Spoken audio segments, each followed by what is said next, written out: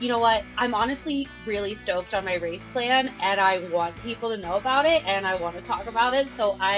It's a draft for my Substack right now. It's like not even out. So I copied it over to a Google Doc and sent it to you. Welcome to Flagstaff Bound, a special Cocodona 250 series brought to you by the Distance to Empty podcast and Aravaipa Running.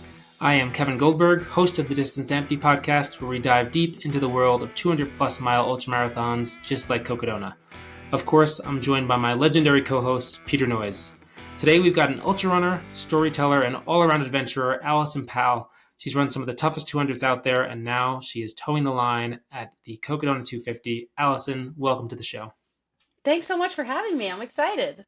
Yeah, us too. So, when we sent out the Calendly request for people to book time with us here for this series, it gives you a place where you can sort of provide information that might be helpful to us for recording. Mm-hmm. Now, a lot of people left that blank. Some people put in fun notes and some helpful things. No one put in anything quite as helpful as you, Allison. You made our job really easy. You sent us your race plan for Cocodona, lots of great context. And in reading through your race plan, it was by far the most creative and interesting race plan I've ever personally seen. I learned that we probably have similar taste in media.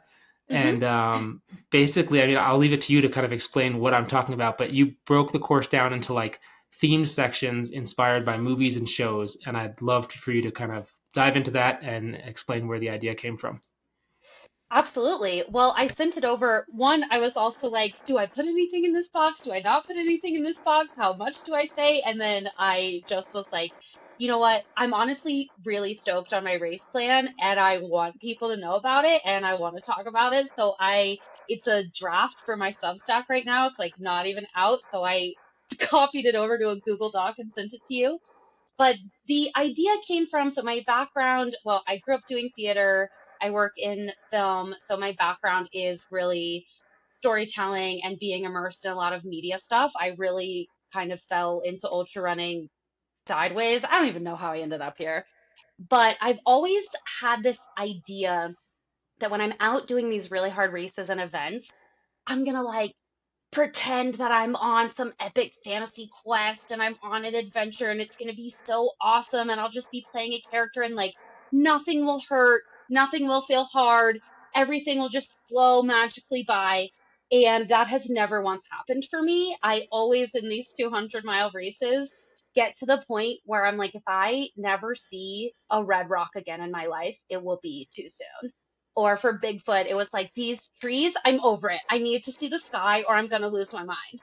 So, despite the fact that these 200s give us the chance to experience some really beautiful remote areas, I felt like I needed something to help me key into that goal of being on an adventure, being part of a story. And so I've just been toying with this idea for a while, I guess, of doing this themed sections. And I just had some tougher races last year where I got really fixated on the results and I wasn't as present and enjoying ultra running just for ultra running's sake.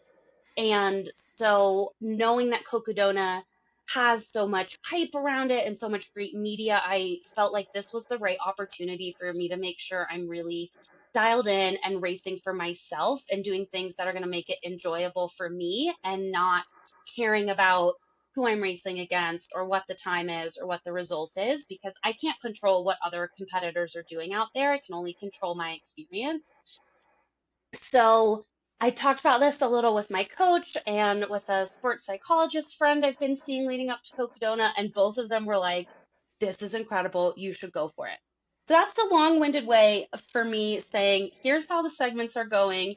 And yes, I think most ultra runners are nerds and are going to vibe with this. But basically, the first 7 miles is Galaxy Quest. So that's my favorite movie. And if you haven't seen it, it's free on Tubi and it's amazing and everyone should go watch it. But that to me just really signals the start line, never give up, never surrender. Let's just go have fun on this adventure. And then we transition into Dune for like the next 55 miles or something, basically till Whiskey Row, because I've heard that's the hardest part of the course. It's the hottest, it's the most difficult section. You're not seeing your crew, there's not a lot of aid stations available. So that just felt like the right theme, harsh desert environment, and really kind of being humble in the desert and humbled by the desert and not trying to fight it, but harnessing kind of that desert power.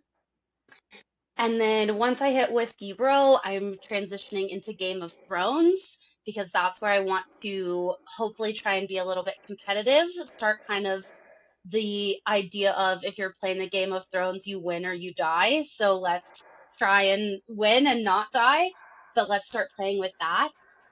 And then that goes until maybe Jerome or Dead Horse State Park, somewhere around there, and then it transitions to Mad Max Fury Road specifically, because that soundtrack is incredible and a great soundtrack to run to. And again, just lots of flat desert and lots of good themes to hook into there with like female empowerment and just surviving, witness me, all of these great things. And then that, I can't remember now exactly where it changes, but that eventually becomes Star Wars. And I want to say pretty much exclusively the original trilogy, not a lot of other newer Star Wars media. That's a different podcast we could have a discussion on that. But just sort of embracing power and, embracing your call to destiny and again having fun with that. And then the last 40 miles I decided to go with the theme of Doctor Who because that's really the only one that doesn't have a desert theme already in the show too much. But I just felt like the whole theme of Doctor Who is just like, let's go have a fun adventure with a lot of running and a lot of silliness and celebration. So I wanted to sort of bring it home with just like, let's make sure we're having a good time. Like, we have 40 miles left, let's just celebrate. Um, I will say, and this is why I think a lot of ultra runners are nerds, is I was telling this to one of my pacers the other day, and he goes, "Wait, but why Doctor Who at the end? Is that because like it's the TARDIS, it's bigger on the inside, so you have more left in the tank?" And I said, "That isn't what I was thinking, but it will be now." So I think that's a great additional little piece that my pacer just gave me. It just popped into my head that I'm going to see all porta potties now as Doctor Who TARDISes. Oh my gosh, this is brilliant. Yes. And this is why I want to talk about it. I was like, if I can kind of get, I'm assuming people who are listening to these episodes are also going to be pretty tuned into the live stream. And so if I can get some people out there who know that this is what I'm going for, I'm like, maybe I'll have some cheering fans that are reminding me some of these key quotes and key themes. And it'll just be really nice. And hopefully I'll get to just run and have fun. So how invested are your crew and pacers in on this? Like, are they going to be playing roles? Are they going to be wearing costumes? Or what's their I involvement? have jotted down some costume ideas. I haven't said that they need to wear them, but I have said if you've been waiting for an excuse to buy a lightsaber, this isn't the worst excuse in the world that you could come up with. One pacer said she's not going to do that, but she's bringing glow sticks for sure. So we maybe we'll have like mini lightsabers. But I have jotted down some ideas, and I think they're all pretty invested. They're pretty on board, which is great.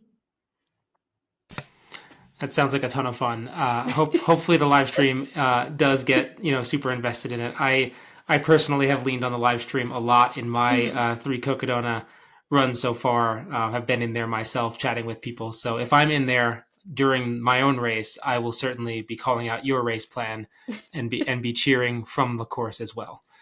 Excellent. Um, Thank you, Kevin. yeah, I mean it'll give me something to take my mind off of my not fun race plan. But hey, Right? yeah, Exactly. there's still time. Maybe I'll pick some shows too. Um, so we were chatting before we hit record, and Cocodona Mhm. 250 will be your fourth 200, fourth go at the 200 plus mile distance.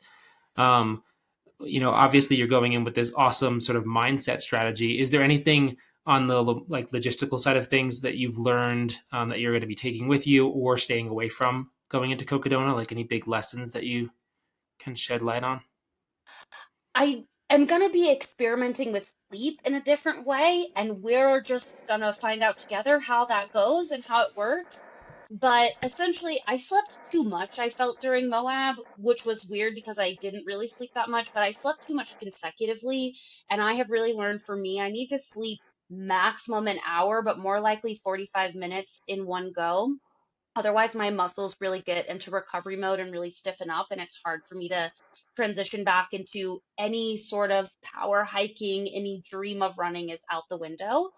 So for Bigfoot, I didn't sleep until, I don't know, like 40 some hours in. And same for Divide. And that works okay, but I feel like I lose a lot of time just slowing down, being tired, or trying to trail nap, but not like fully committing to the trail nap. And so right now, my plan is to try and sleep the first night. Whether that's at Whiskey Row or Fane Ranch is gonna kind of just be determined by how the day is going. But my hope is to sleep night one for 30-ish minutes and then maybe not sleep again. We will see.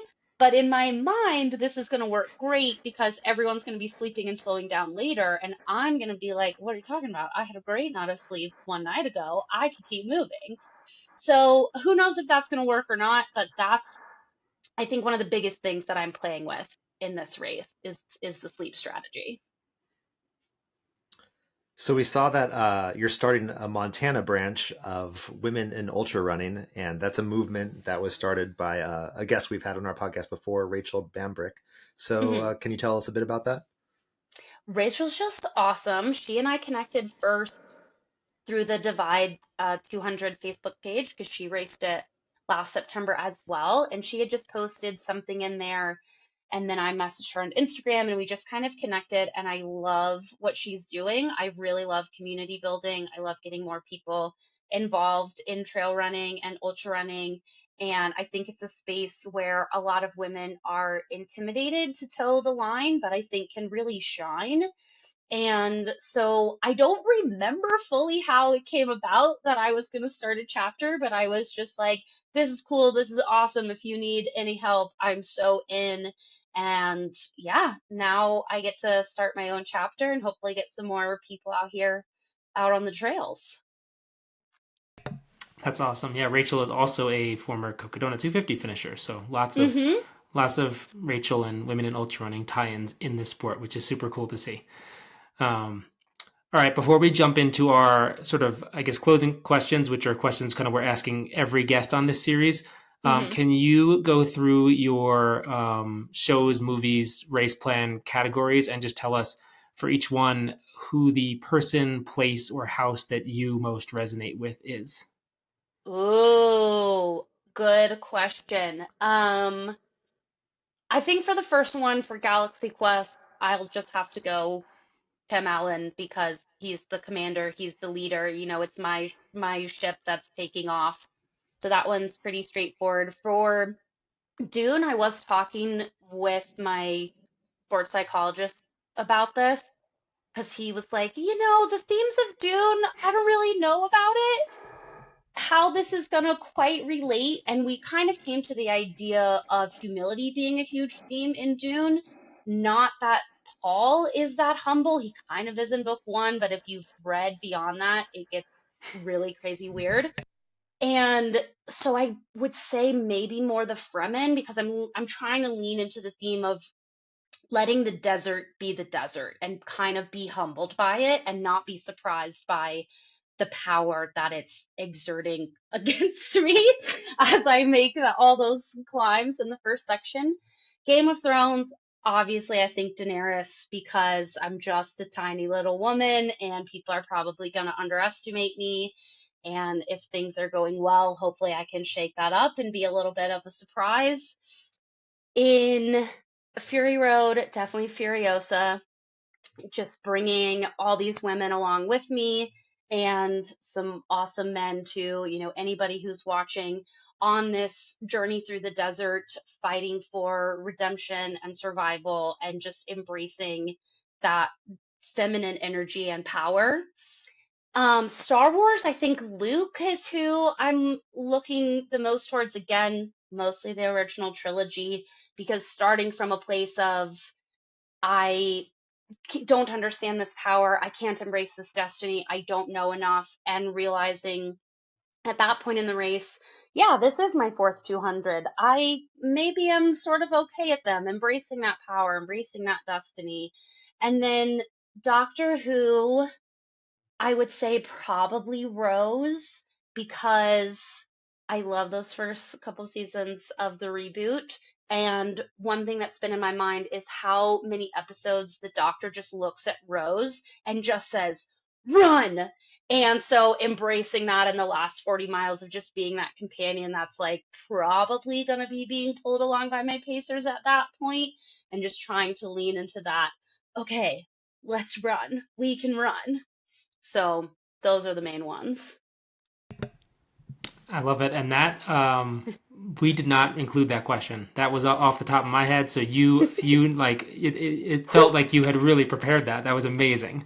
Well, I'm so stoked on this race plan. And if it works, and by that I just mean like if I have a good time, regardless of what that finish time is or that placement is, I am a coach as well, and I'm like so stoked on this idea to maybe bring this to athletes who are interested in a different style of race plan and using this kind of thematic element of, I saw you put in your questions too, like, are my pacers and crew going to give like rousing, inspirational speeches?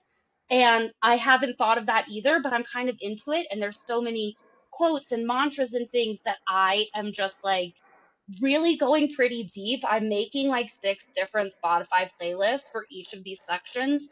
And my hope is that my crew will also be playing that music out loud at every aid station in this section, so I can come into it and hear that music and really key back into that theme. So, oh yeah, I've been journaling on this for a while.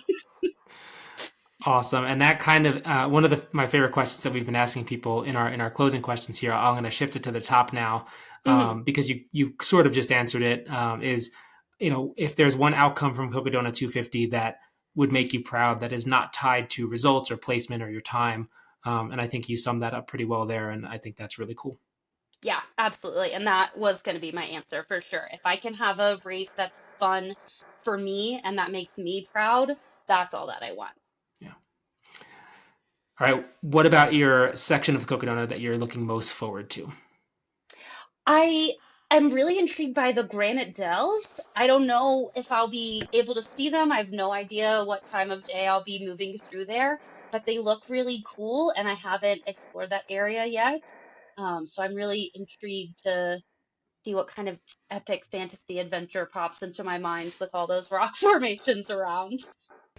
I think of Princess Bride with Oh, when he's the fighting other, Andre the yeah, Giant. Yeah, yeah. yeah. Yeah, that's The other perfect. thing, I'm sorry, I just have to say, I've also been thinking of so many other shows and books and movies that I didn't put into this race plan. But I'm like, oh man, now I've got to have to do like a lot more 200s to fit in all my weird, nerdy fantasy themes into all my races.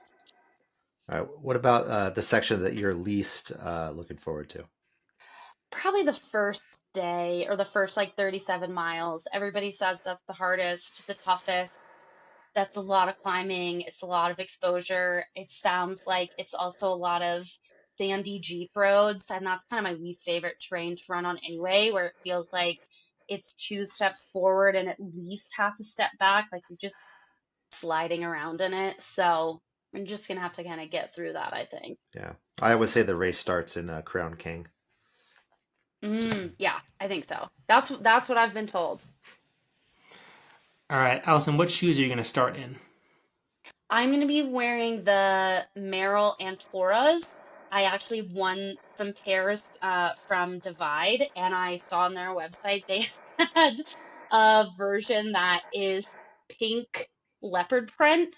And I was like emailing them, like, I need these specifically, and I've saved them in a box since last September. I haven't even run in them yet. I will do some training runs in them. I'm not crazy. But I just think, again, they're so fun. I'm just trying to bring the most fun into this race as I possibly can. And so I've been saving those shoes specifically for this moment. and then how many steps do you think it's going to take you to get from Black Canyon City all the way to Flagstaff? Um, Math is not my strong suit, but isn't it like 10,000 steps to a mile? Okay, let's say if it is, whether it is or it isn't, that's easier math. So 10 times 25, that's a lot of zeros. I don't know, like 250 million? I have no idea. That's probably way too many. But that feels like 10 times 25 and then just put in like 5 zeros. Yeah, that's too many. Yeah. We're happy to tell you that you are by far the most wrong yet. Excellent. Anyone who But knows me will not be but surprised. but now think of what a treat you're in for when it's that many less steps. You're going to be like, this is like 0 steps to Flagstaff. So maybe it's like 250,000? Closer. Yeah. Wow, I was way off. I mean, according to ChatGPT, it's between 350 and 500,000. Okay. I Okay. think most people are like 2,000 to 3,000 steps a mile. What's the 10,000 steps on like a Fitbit then? I think that's like 10,000 3 steps miles? a day for like an average like healthy person. Oh, wow. I thought that was per mile. You know what? That's okay. Hey, Obviously, my strong suit is storytelling and media, and I have a theater degree, not a math degree. there will be no quiz questions out there at Cocodona. Fear not. Oh, thank goodness. All right, Cocodona 250 kicks off on Monday, May 6th at 5 a.m. Pacific. You can catch all that action live on the Mountain Outpost YouTube channel. Aravaipa Running is going to be bringing you nonstop race coverage. You can get in that live stream chat and cheer Allison on and see which phase of her story she is in. Don't forget to also follow along Cocodona 250 on social media. There'll be more content there, behind-the-scenes updates throughout the whole race. Allison, where can people follow you along with your journey directly? I am on Strava and I'm on Instagram. Instagram, it's just my full-ish name, Allison H. Powell, 2 L's in Allison, 2 L's in Powell, and no L's in the letter E. Love it. Thank you so much for joining us. Thank you.